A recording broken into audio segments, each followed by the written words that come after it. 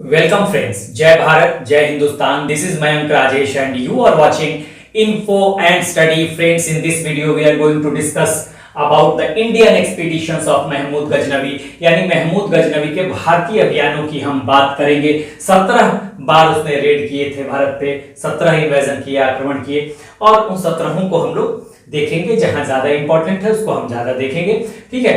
जो ज्यादा इंपॉर्टेंट है उसे हम थोड़ा डिटेल में देख लेंगे और जो बस इंफॉर्मेशन के साथ निकल जाना है वहां हमें इंफॉर्मेशन ले लेंगे, ठीक है। देखिए, महमूद गजनवी के टॉपिक की जब मैंने शुरुआत की थी तो पिछले वीडियो में मैंने आपको एक इंट्रो क्लास की तरह एक पिछला वीडियो था और वहां पे मैंने इसके कुछ महत्वपूर्ण, इसके बारे में कुछ जनरल इंफॉर्मेशन दिया था और कुछ उपाधियों ने, टाइटल्स की बात की थी। जैसे सुल्तान आजम, प्रथम तुर्क सुल्तान कहा गया इसको, ठीक है।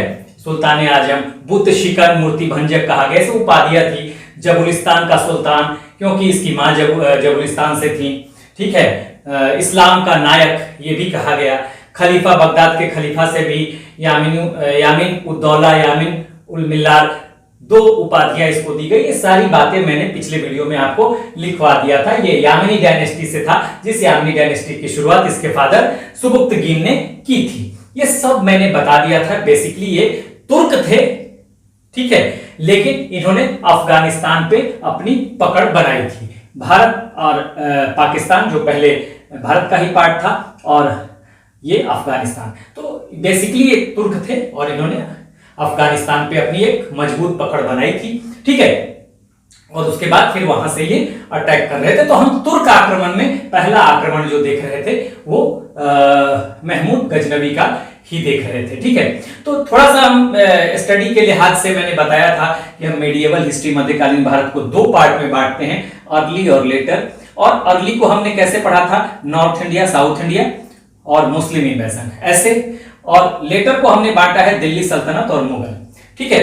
तो अर्ली मेडिएवल पीरियड जो है वो उसका टाइम पीरियड क्या है, हर्षवर्धन के शासनकाल का अंत होता है 647 एडी में और वहां से लेकर 12वीं शताब्दी तक, 12th सेंचुरी एडी तक जो है उसे अर्ली मेडिएवल पीरियड या पूर्व मध्यकाल कहा जाता है। तो हम इसी पार्ट में हैं और यहाँ पे हमने नॉर्थ इंडिया देखा था, नॉर्थ इंडिया को पूरा देख लिया था, जहां बहुत सारे राजपूत डायनेस्टी उभर के आए थे, आपसी संघर्ष था इसमें। यहीं पे हमने गुर्जर प्रतिहारों, पालाज और राष्ट्रकूट, जो दक्षिण की एक शक्ति थी, उससे हमने फाइट करते हुए देखा था कन्नौज के लिए। और अंत में जो गुर्जर प्रतिहार है, अर्लीस्ट राजपूत डायनेस्टी इसको कहा गया, तो इनकी जीत होती है ट्राइपार्टाइट यानी त्रिपक्षीय संघर्ष में, ठीक है।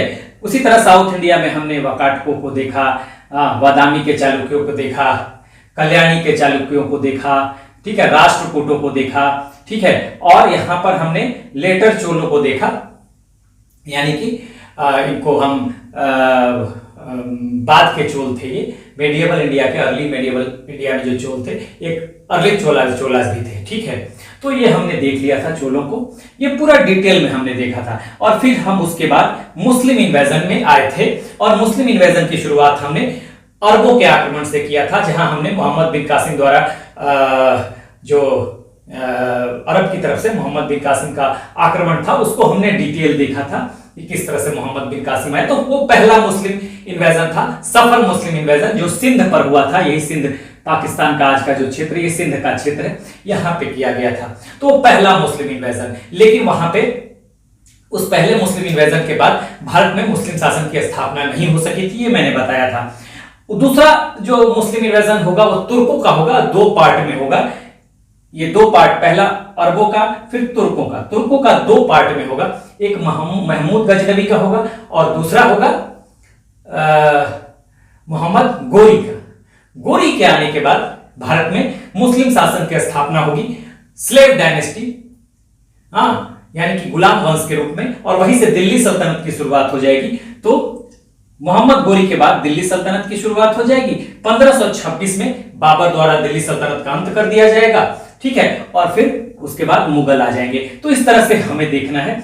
हम पहले तुर्क आक्रमण में हैं, ठीक है, लेकिन मैंने यह भी बता दिया था कि तुर्क आक्रमण जो है वो तुर्क जो थे, ये ओरिजिनल, ये तुर्क आक्रमण जो है होता कहां से है, अफगानिस्तान से होता है, ठीक है। ये मैंने बताया था, ओरिजिनली ये तुर्क थे, चाहे महमूद गजनवी हो या मोहम्मद गोरी हो, लेकिन ये इन्होंने अफगानिस्तान पे अपनी पकड़ बनाई थी, यहाँ डायनेस्टी की शुरुआत हुई थी। हाँ, और एक खास वंश की शुरुआत हो गई थी, यामिनी वंश की, जिसकी शुरुआत महमूद गजनवी के फादर पिता सुबुक्तगीन ने किया था। Subuktigin started the Yamini dynasty, और फिर उसी को लेके आगे चला था महमूद गजनवी। यहाँ पे लिख दिया, अगर कहीं आ जाए एग्जाम में कि किस डायनेस्टी से ये बिलोंग करता था, तो यामिनी डायनेस्टी से बिलोंग करता था। ठीक है, जिसके फाउंडर कौन थे? Founder was the Subuktigin. यही सुबुक्तगीन जो है ये फाउंडर है। तो मैंने ये बता दिया था कि पिछले वीडियो में कि बेसिकली आप दो वंश वहां पे देखेंगे। एक ये जो यहीं पे गजनी है, देखिए ये गजनी है, यहाँ पर गजनी, यहीं पे गजनी है। तो यहां पर अगर आप देखेंगे तो आप, ये अफगानिस्तान का है और यहाँ पे गजनी है। तो गजनी में आप देखेंगे कि यहाँ पे दो वंश मैंने पिछले वीडियो में बताया था। एक गजनी वंश था और उसकी शुरुआत की थी अल्तगीन ने, उसके बाद इसहाक, फिर आता है बलक्तगीन और फिर पिराई। उसके बाद पिराई के बाद ये सुबुक्तगीन एक नई डायनेस्टी की शुरुआत करता है। पहले गजनी में गजनी वंश की शुरुआत होती है, किसके द्वारा? अलक्तगीन द्वारा। फिर वहां पे इसहाक आता है, फिर इसहाक के बाद आता है कौन? इसहाक के बाद बलक्तगीन के बाद पिराई के बाद सुबुक्तगीन आता है, और यही वहां पे यामिनी डायनेस्टी की शुरुआत कर देता है गजनी में। ठीक है, तो यही महमूद गजनवी जो है, इसने, इसका जो संबंध है वो यामिनी डायनेस्टी से है। ठीक है, तो कहीं आ जाए एग्जाम में, इंपॉर्टेंट है, कई बार पूछा जाता है। ठीक है, पिछले वीडियो में भी मैंने डिटेल बता दिया था आपको। ठीक है, इसका जो इसके फादर मदर के बारे में बता ही दिया था। यहाँ पे भी आपको पता है सुबुक्तगीन का बेटा है। मदर जो थी इसकी जबुलिस्तान की थी, इसलिए इसकी एक और उपाधि है, जबुलिस्तान का सुल्तान किसे कहा जाता है? तो महमूद गजनवी को कहा जाता है। ठीक है, ये भी बता दिया था कि बुत शिकन, गाजी, ठीक है, इस्लाम का नायक, हीरो ऑफ इस्लाम, ठीक है, प्रथम तुर्क सुल्तान, ये सब कहा गया इसको। ये सब उपाधियां हैं, पिछले वीडियो में बता दिया था। अब हम यहां पे बात करते हैं। देखिए, इसके एक्सपीडिशंस के बारे में जान लीजिए। 1000 से 1027 एडी तक जो है इसके 17 रेड होते हैं भारत में। ठीक है, 17 रेड होते हैं। तो इलियट ने कहा था, इलियट किसने कहा कि 17 रेड किया गया? तो इलियट द्वारा 17 रेड की चर्चा की गई। 17 आक्रमण, रेड का मतलब आक्रमण, इलियट टोल्ड इट। ठीक है, देन मोहम्मद जाफर, हाँ, according to Mohammad Jafar, the main objective was plunder. ठीक है, प्लंडर मतलब धन की लूट। किसकी प्लंडर करेगा? मनी की, पैसे की, सोने चांदी की, जो भी धन होगा उसकी लूट करेगा वो। तो ये धन की लूट की बात कहा किसने? मोहम्मद जाफर। आपको ध्यान रखना चाहिए, पूछ देता है कई बार एग्जाम में। ठीक है, उतबी जो इसका कोर्ट हिस्टोरियन था, ठीक है, उतबी, तो इसने कहा कि मेन ऑब्जेक्टिव क्या था? तो जिहाद था। ठीक है, और हेवेल ने कहा इसका भी जो मतलब है वो धन की लूट से ही है, जो कि मोहम्मद जाफर कहता है। तो उतबी ने यह कहा कि यदि गजनवी को लगता कि बगदाद में भी, ठीक है, बगदाद में भी बहुत सारा धन है, तो बगदाद को भी उसी तरह से लूटता जैसे उसने सोमनाथ मंदिर को लूटा था। इन 17 रेडों में आप सोमनाथ मंदिर की लूट भी देखेंगे।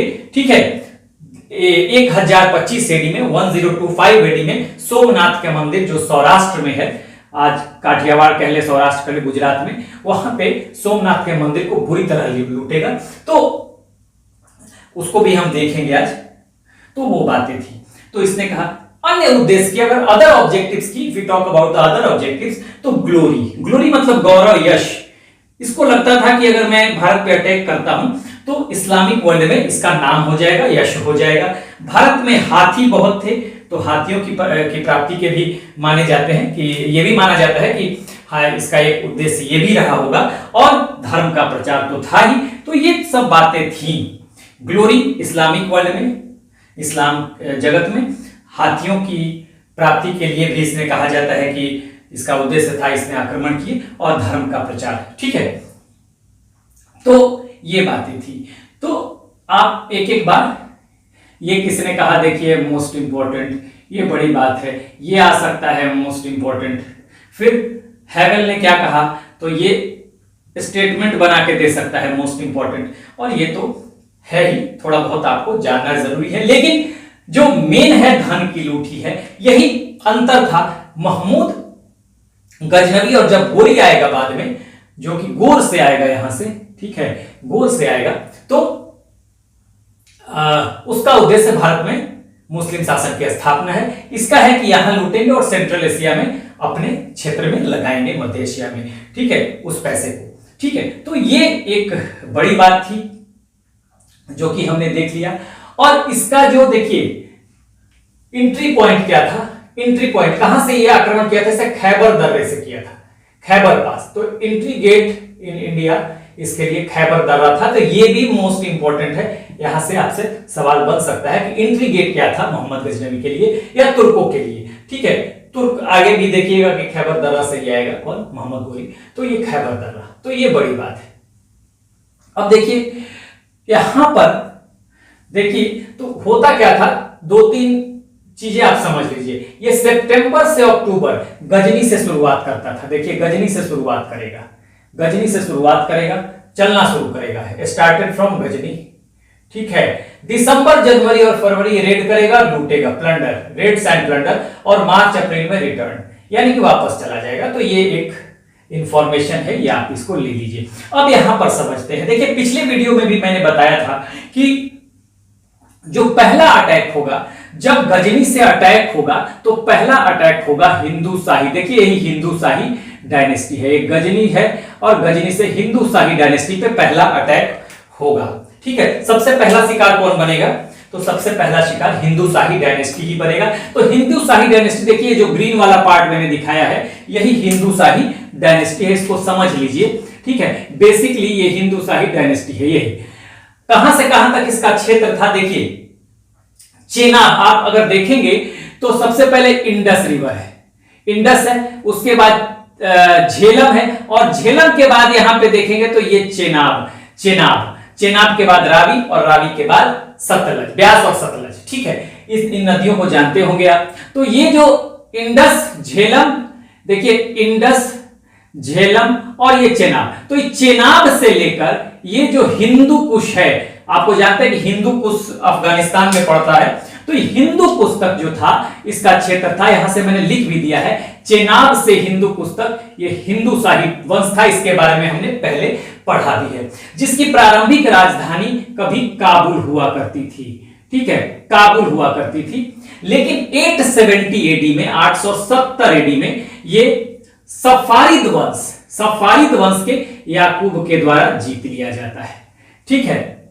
आप समझिए हिंदू शाही डायनेस्टी में अभी जब हम देखेंगे गजनवी का आक्रमण, वहां पे काबुल पार्ट नहीं है हिंदू शाही डायनेस्टी का, लेकिन कभी काबुल हिंदू शाही डायनेस्टी का पार्ट हुआ करता था।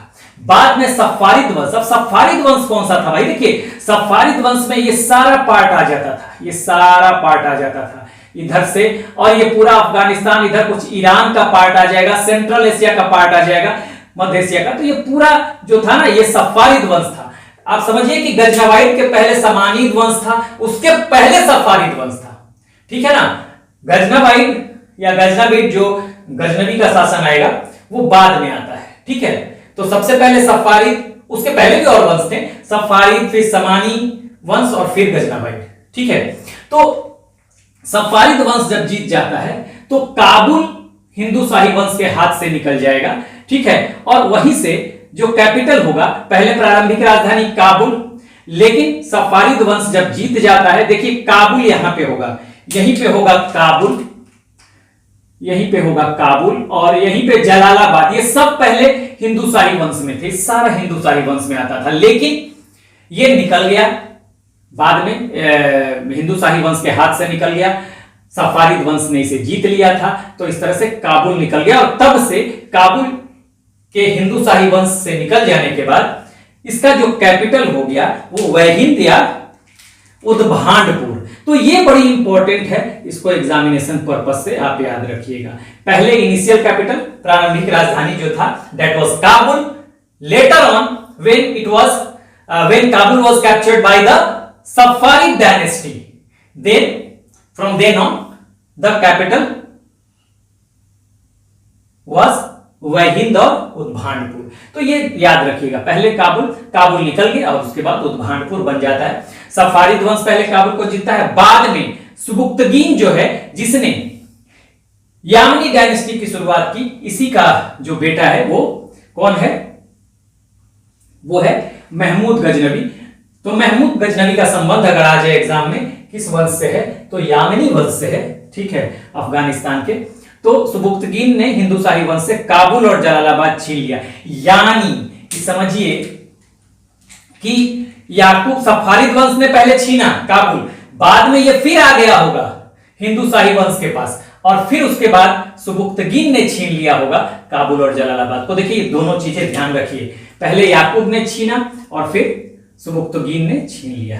लेकिन यहीं से जब याकूब ने सफारिद वंश ने ले लिया था, उसी समय से वहिंद या उद्भांडपुर, जयपाल जब यहाँ का शासक रहेगा उस समय, अब ये हम आगे पढ़ेंगे तो उस समय वहिंद और उद्भांडपुर ही इसका जो है वो कैपिटल है। तो ये देख लीजिए, अब मैंने ये बताया था कि ये जो चेनाब से हिंदू कुश तक जो है हिंदू शाही डायनेस्टी, तो यही सबसे पहला शिकार बनेगा।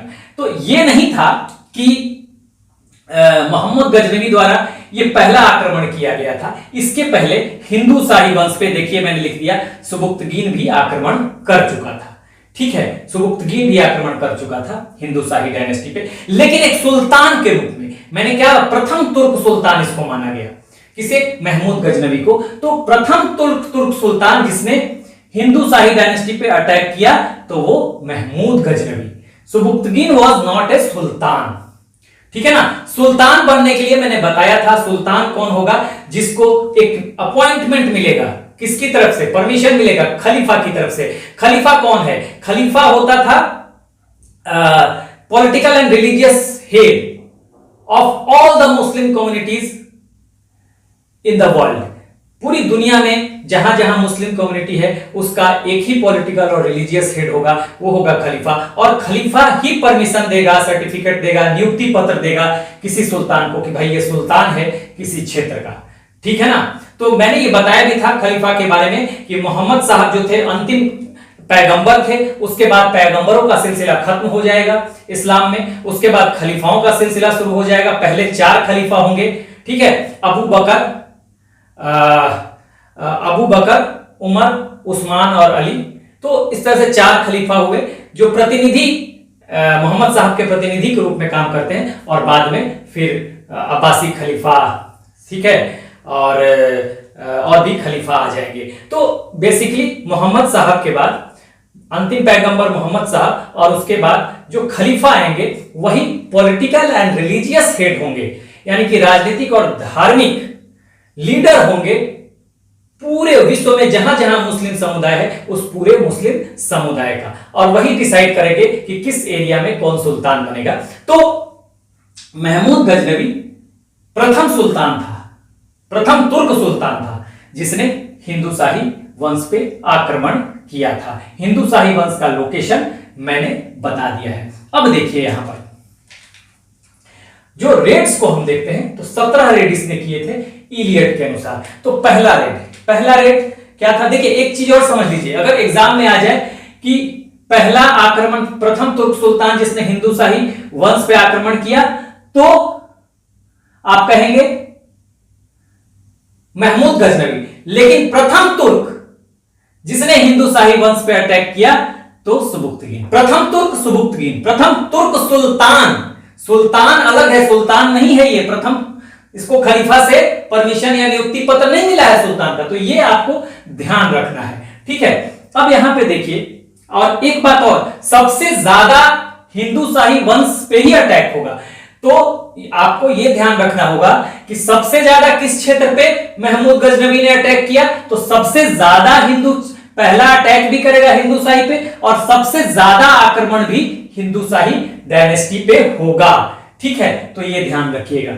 अब देखिए यहां पर हम रेड्स को देखते हैं। तो पहला रेड होता है ये 1000 एडी में यहां पर, और ये बॉर्डर एरियाज में होता है, ऑफ हिंदुशाही। बॉर्डर एरियाज का मतलब ये देखिए, ये वाला है पश्चिमी क्षेत्र में, पश्चिमी जो क्षेत्र होगा, पश्चिमी सीमावर्ती क्षेत्र, ठीक है, ये वेस्ट में, तो पूरे हिंदुशाही डायनेस्टी पे नहीं होता है, ठीक है। और यहाँ पे ये एक अटैक होता है और यहाँ पे वो सीमावर्ती क्षेत्रों में करेगा, ठीक है। लेकिन सेकेंड अटैक होगा तो पूरे हिंदुशाही डायनेस्टी पे ये अटैक हो जाएगा, ठीक है। होल ऑफ हिंदुशाही डायनेस्टी यहां पे मैंने लिख दिया है, होल ऑफ हिंदुशाही डायनेस्टी। और यहां का शासक जयपाल है, जयपाल, ठीक है, जयपाल है उस समय 1001 में। और उस समय जयपाल के समय कैपिटल जो है वह हिंद या उद्भांडपुर है, ध्यान रखिएगा।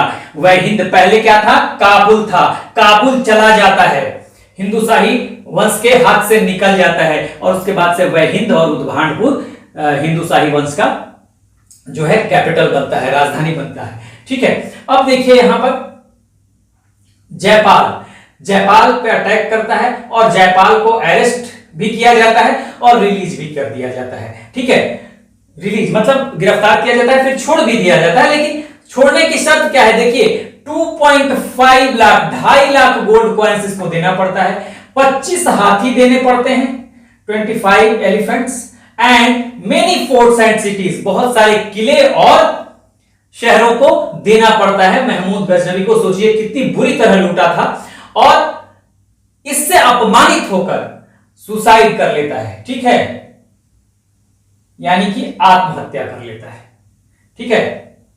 आत्महत्या कर लेता है कौन, जयपाल, जयपाल आत्महत्या कर लेगा।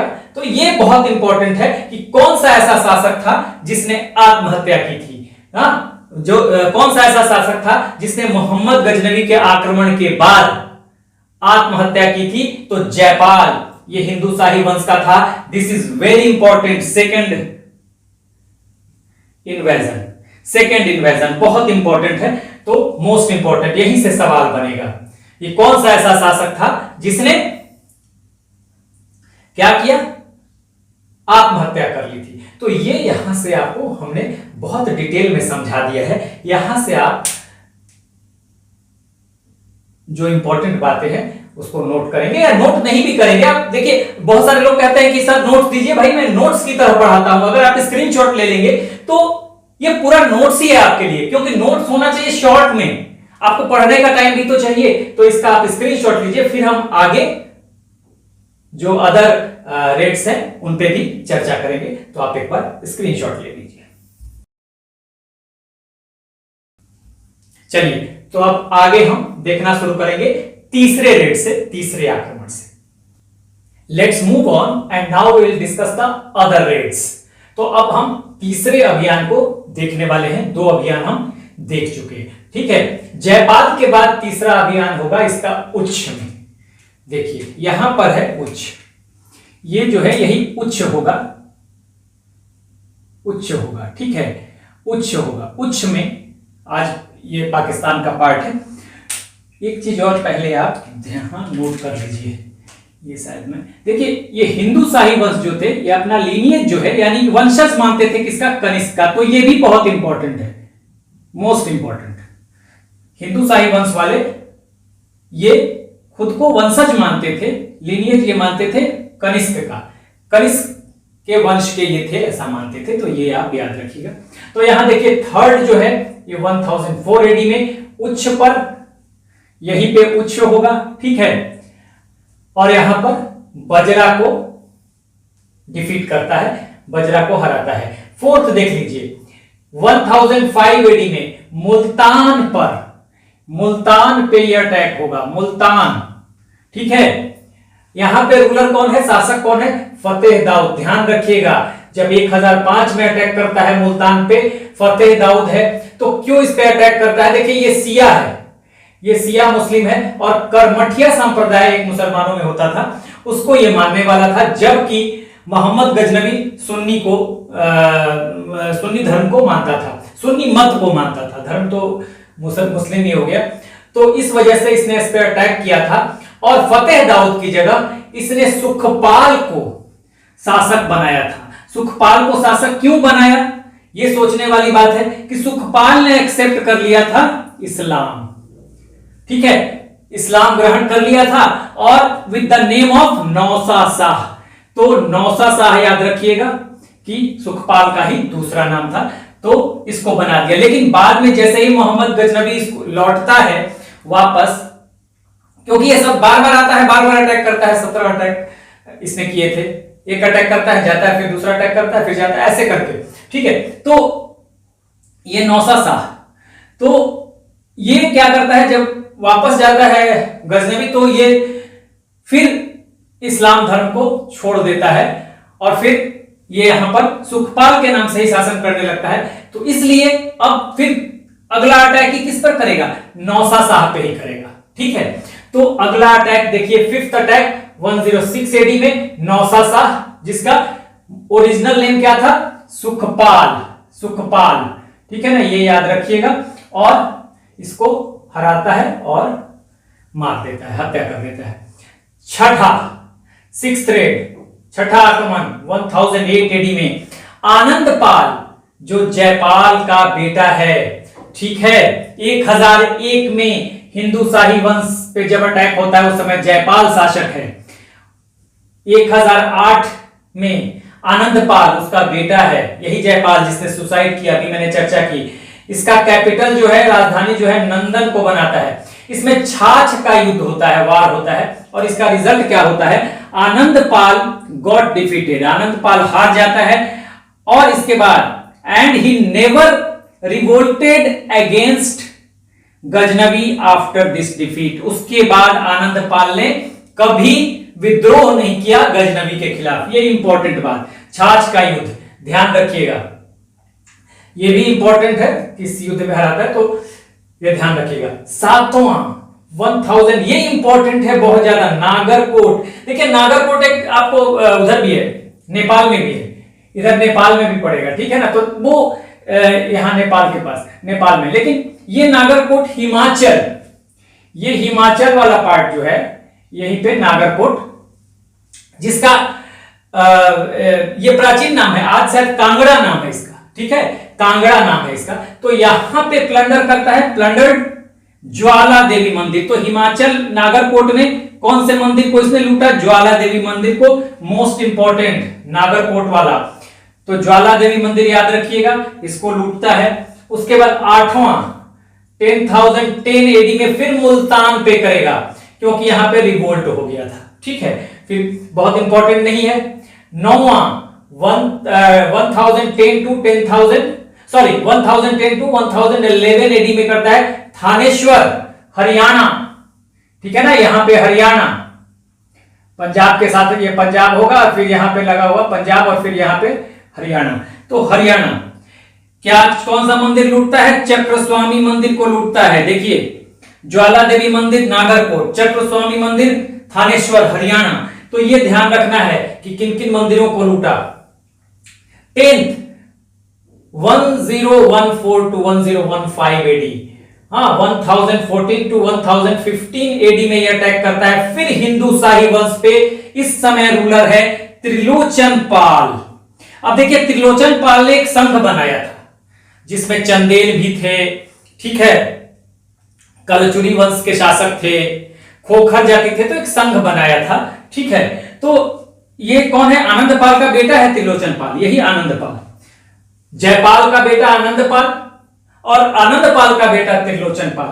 ये हार जाता है और हारने के बाद ये कश्मीर भाग गया, जहां पे इसको शरण दी किसने, संग्राम राज ने, जो लोहार वंश का था। संग्राम राज कश्मीर भाग जाता है, तो संग्राम राज ने इसको शरण दी। तो निश्चित तौर पे अगला ये क्या करेगा, गजनवी, ये लोहार वंश ने शरण दे दी कश्मीर में, तो ये कश्मीर की तरफ इसका अगला रेड होगा, ठीक है।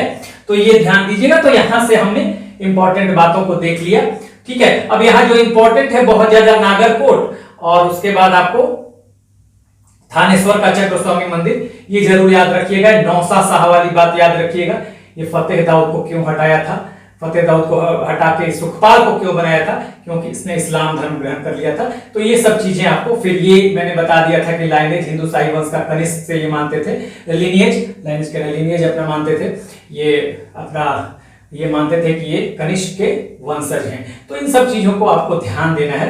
तो जो इंपॉर्टेंट है ये आनंदपाल वाला पार्ट, हाँ, उसके बाद ये नौसा साहब वाला पार्ट, नागरकोट जो हिमाचल में लुटता है ज्वाला देवी मंदिर, और ये आपको चक्र स्वामी मंदिर जो लुटता है थानेश्वर में। ठीक है, तो ये सब इनको आपको याद रखना है।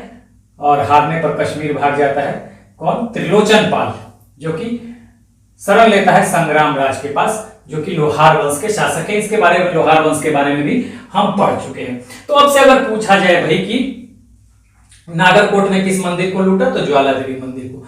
थानेश्वर में किस मंदिर को लूटा? चक्र स्वामी मंदिर को। ठीक है, त्रिलोचन पाल ने कहां शरण ली? तो संग्राम राज के पास, कश्मीर में। ठीक है, फतेह दाऊद की जगह कौन शासक बना? तो सुखपाल बना था, जिसको, तो इसको शासक क्यों बनाया? क्योंकि इसने इस्लाम धर्म कबूल कर लिया था। तो ये सब चीजें आपको ध्यान रखनी है। एक बार स्क्रीनशॉट लीजिए। चलिए, तो अब नेक्स्ट हम 11वें रेड से शुरू करेंगे। Let's move on and now we'll see the rest of the raids by Mahmud Ghaznavi. तो देखिए, अभी तक हमने 10 रेड देख लिए, 10 आक्रमण देख लिए। 11वां रेड देखते हैं, 11th। तो यहां पर देखिए 11th में ये 1015 टू 1016 एडी में ये करता है। 11th रेड कहां पे? कश्मीर पे करेगा। कश्मीर पे आपको अभी मैंने बताया कि जो लोहार वंश त्रिलोचन पाल है, जो कि लोहार वंश के शासक जो कश्मीर में है संग्राम सिंह, उनके पास वो शरण लेता है। ठीक है, तो नेक्स्ट इसका कश्मीर पे होता है, लेकिन विपरीत मौसम के कारण इसे वापस लौटना पड़ता है। ये बहुत इंपॉर्टेंट है।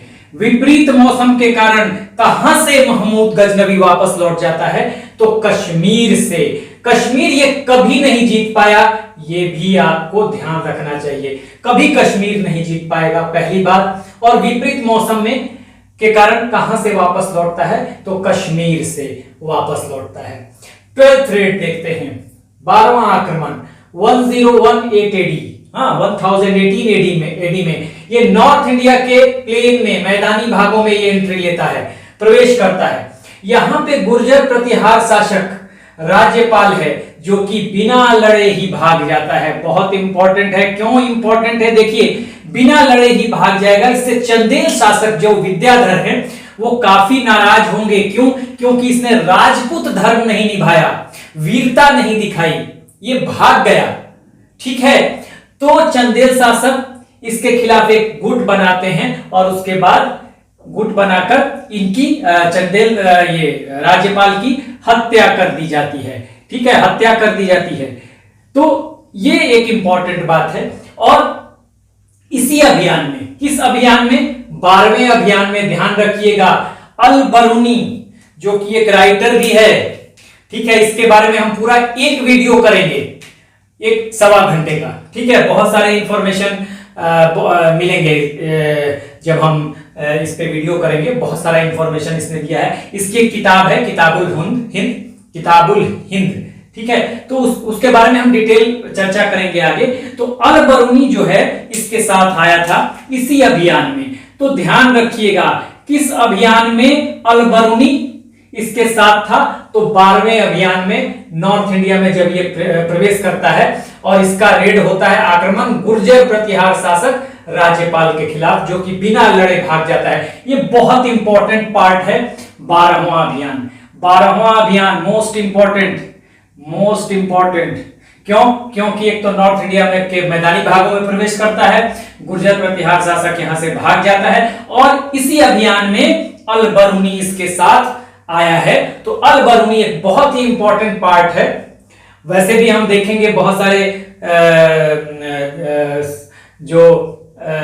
जिसको बहुत सारे ऐसे पर्सनालिटीज को जिसको कि संरक्षण दिया महमूद गजनवी ने, उस पे एक पूरा वीडियो करेंगे। और जिसमें अल बरूनी भी एक है, और अल बरूनी पे तो पूरा एक वीडियो हमें करना है 1-1.25 घंटे का। तो पूरा डिटेल हम समझेंगे। अभी फिलहाल आप जानिए, किताबुल हिंद इसका था, इसकी बुक थी। ठीक है, और ये 12वें अभियान में था यहां तक। 13वां अभियान 1018 to 1019, 1018 से 1019 तक मथुरा वृंदावन का अभियान होगा। हाँ, 14वां अभियान 1019 से 1020 एडी चंदेल शासक विद्याधर। यही देखिए 12वें अभियान में चंदेल शासक विद्याधर ने क्या किया, राज्यपाल जो गुर्जर प्रतिहार शासक है इसके खिलाफ एक गुट बनाया, कुछ लोगों को इकट्ठा किया और इसकी हत्या कर दी गई। क्यों? क्योंकि इसने राजपूत धर्म नहीं निभाया था। ये गजनवी ने जब आक्रमण किया तो ये भाग गया बिना लड़े। तो अब अगला आक्रमण इसका होता है चंदेल शासक विद्याधर के खिलाफ, जिसे कहा जाता है, हालांकि इसमें डिस्प्यूट है लेकिन कहीं आ जाए, बहुत इंपॉर्टेंट है, मोस्ट इंपॉर्टेंट, क्योंकि गजनवी कहा जाता है कभी नहीं हरा पाया। तो किसे नहीं हरा पाया? विद्याधर को नहीं हरा पाया। विद्याधर किस वंश का शासक था? चंदेल वंश का। तो ध्यान रखिएगा, विद्याधर यहां भी है और यहां भी विद्याधर की चर्चा हुई है। ठीक है, विद्याधर की चर्चा यहां देखिए हुई है, तो ये ध्यान रखना है आपको। ठीक है, उसके बाद 15th रेड 1021 1022 एडी पंजाब पे करता है और यहां पे अरियालू को शासक बना दिया इसने। बहुत इंपॉर्टेंट नहीं है। सबसे ज्यादा इंपॉर्टेंट 16वां अभियान 1025 एडी सोमनाथ मंदिर गुजरात। सोमनाथ मंदिर गुजरात 1025 एडी सोमनाथ मंदिर गुजरात में, हाँ, काठियावाड़ भी आ सकता है, सौराष्ट्र भी आ सकता है, सब वहीं पे है गुजरात में। कहीं सोमनाथ मंदिर सौराष्ट्र दे देगा या काठियावाड़ दे देगा, एक ही बात है। यहां पे शासक भीम फर्स्ट है जो चालुक्य शासक है। ठीक है, और ये बिना लड़े ही भाग जाता है, बिना लड़े भागा। यहां पर बुरी तरह से लूटा है इसने, पूरे मंदिर को, शिवलिंग को तोड़ दिया है। हाँ, जितने भी सोने चांदी, हाँ, इसमें आप समझ लीजिए कि इस मंदिर में जो वर्क था वो सोने का, बहुत गोल्ड का, सिल्वर का, गोल्ड तो बहुत ही ज्यादा था, सब ले गया ये। ठीक है ना, तो बहुत बुरी तरह से लूटा इसने सोमनाथ मंदिर को।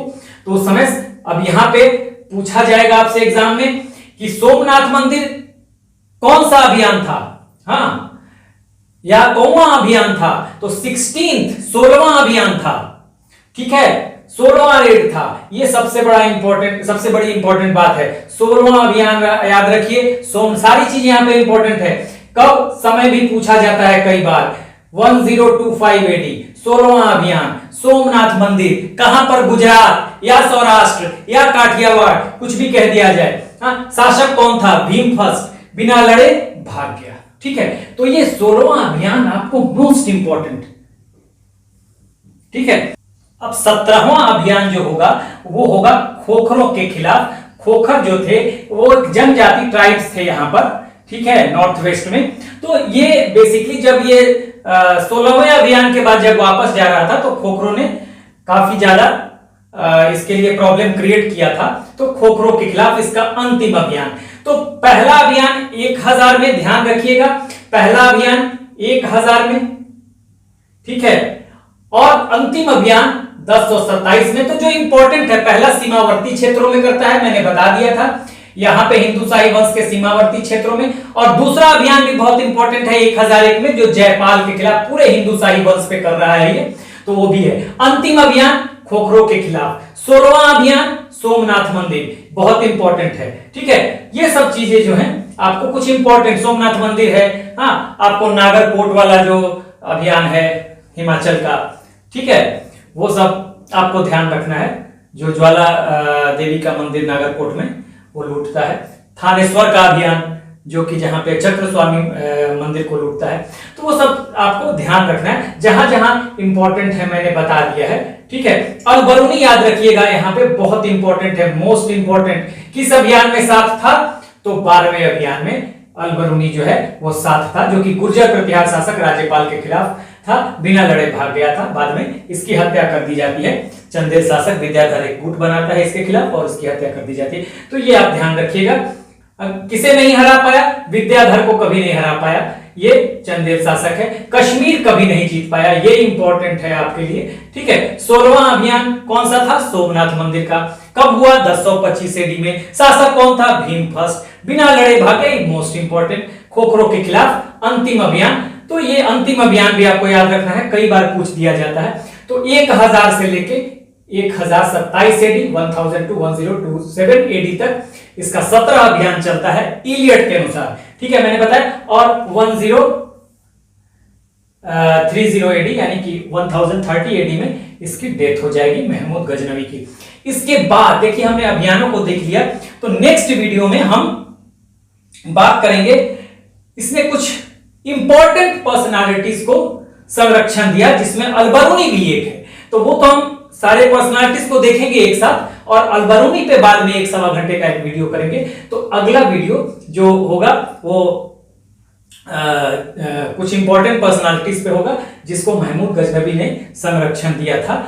और इस अगर हम देखें तो ये जितने भी रेड थे इसका प्रभाव क्या पड़ा, तो प्रभाव ये पड़ा कि भारतीय रूलर्स की कमजोरियां जो हैं वो उभर के आ गई यहां पर, कि कितने कमजोर हैं, यूनिटी की कमी है, और आगे के तुर्क आक्रमण के लिए रास्ता जो है वो क्लियर हो गया। इसने ये जता दिया पहली बात कि भाई बहुत पैसा है, इसने ये जता दिया कि यहां धर्म का प्रचार भी हो सकता है, प्रेशर में लाके लोगों को इस्लाम भी कबूल करवाया जा सकता है। और आगे चूंकि इसका पर्पस नहीं था साम्राज्य की स्थापना, लेकिन इसने ये बता दिया कि क्या क्या वीकनेसेस हैं, रूलर्स भारतीय जो है वो कितने कमजोर हैं, कैसे विदेशी शक्ति के आगे ये झुक जा रहे हैं, कैसे कोई बिना लड़े भाग जा रहा है।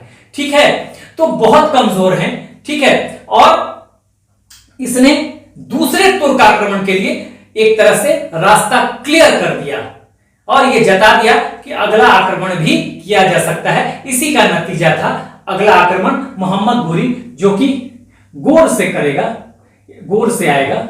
ठीक है, और भारत में आक्रमण करेगा, और उसके बाद भारत में मोहम्मद घोरी के आक्रमण के साथ ही भारत में दिल्ली सल्तनत की स्थापना हो जाएगी गुलाम वंश के साथ। दिल्ली सल्तनत में कई डायनेस्टी चलेंगे, तो पहला डायनेस्टी उसमें गुलाम वंश होगा, आगे हम देखेंगे। तो बेसिकली यही है कि प्रभाव यही पड़ा कि भारतीय शासकों की जो कमजोरियां हैं वो एक्सपोज हो गए, भारतीय शासक एक्सपोज हो गए पूरी तरह से। ठीक है, तो ये आपको ध्यान रखना है। एक बार आप स्क्रीनशॉट लीजिए। So this is the end of the video. Do like, share and subscribe. Take care. Keep smiling. Jai Hind.